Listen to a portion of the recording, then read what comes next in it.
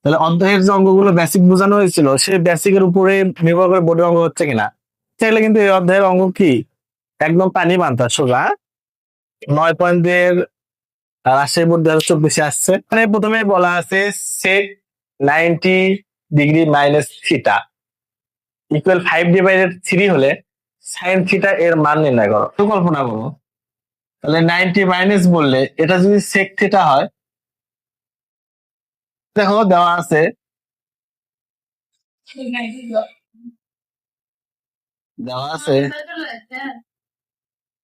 সেক 90 degree - theta সমান কত? 5/3।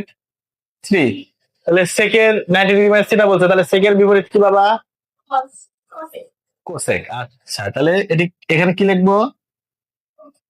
Cosec theta সমান কি 5/3। আচ্ছা, কোসেক থিটার সূত্র কি বাবা? 1/sin থিটা, ঠিক কিনা? 3। ঠিক আছে, তাহলে এটাকে যদি আমি উল্টে দেই বা ব্যস্তানুপাত করি তাহলে কি হবে? সাইন থিটা সমান 3/5 হবে না? তাহলে সাইন থিটার মান বের হচ্ছে। এটা হলো কি অ্যান্সার। দুই আছে না বাবা? তাহলে দেওয়া আছে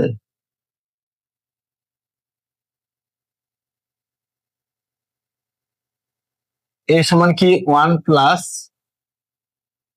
sin থিটা এবং বি সমান কি 1 - sin থিটা। ওকে, তাহলে এখানে আমাদের লেফট হ্যান্ড সাইড যেটা, লেফট হ্যান্ড সাইড কি দেওয়া আছে বাবা? Sec theta plus tan theta. আচ্ছা, সেক থিটা মানে কি 1/cos থিটা, আর ট্যান থিটা মানে কি? সূত্র কি বলো? Sine theta divided cos theta. তাহলে সেক থিটার সূত্র ভাঙলে কি হবে? 1/cos, আর ট্যান থিটার সূত্র কি হবে? Sine divided cos. তাহলে এটা কেন করলাম, ভাঙলাম? কারণটা হচ্ছে দুইটা আমরা লসাগু করার জন্য। তাহলে কস থিটা ওপরে লসাগু করলে কি হয়? 1 + sin থিটা।